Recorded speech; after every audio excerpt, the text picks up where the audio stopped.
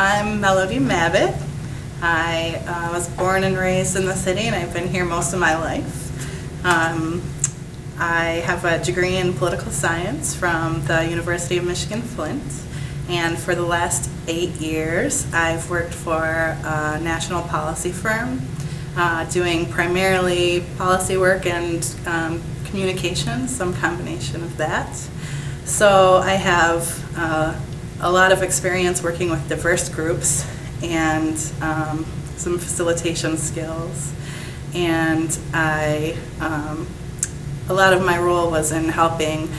people who were going to be affected by the policies that we were discussing have a say in the decision-making process, so making sure that residents are at the table and that they're being listened to.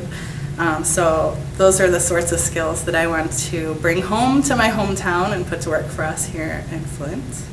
I also value social justice and equality, and so I am a strong advocate for democracy, and so I will bring that into my work as a candidate, as a commissioner, if elected.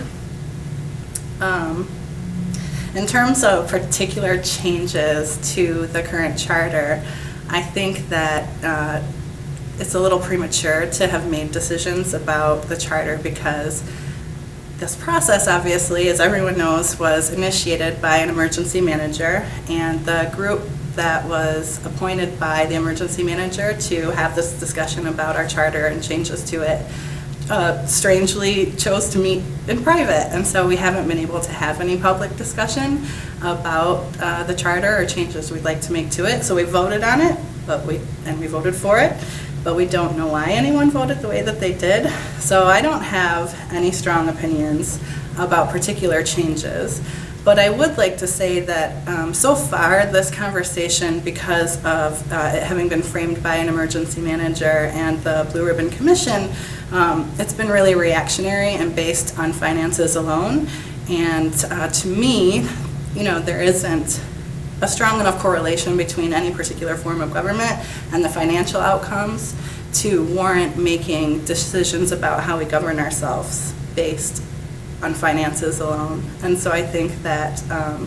this is a great opportunity for us as a community to come together and share our values and talk about how we want to govern ourselves. Obviously the city has changed a lot, and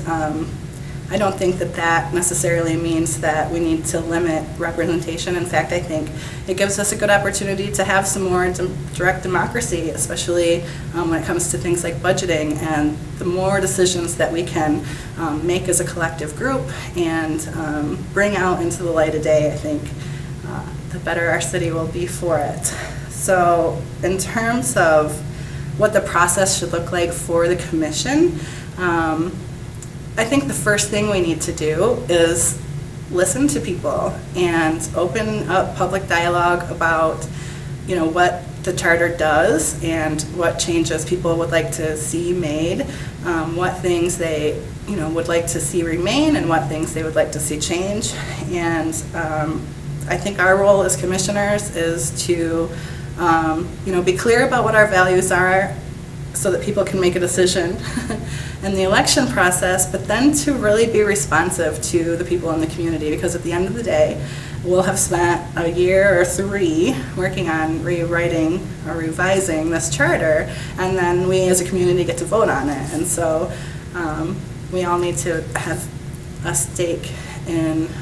what that document will say. So hopefully, as a result of this charter revision, we'll come out the other side with more opportunities for people to participate in the democratic process, for our elected officials to be accountable, and for us all to be more clear about what budget decisions are being made and how then they're implemented, and to hold democracy for the people and accountability for our governance.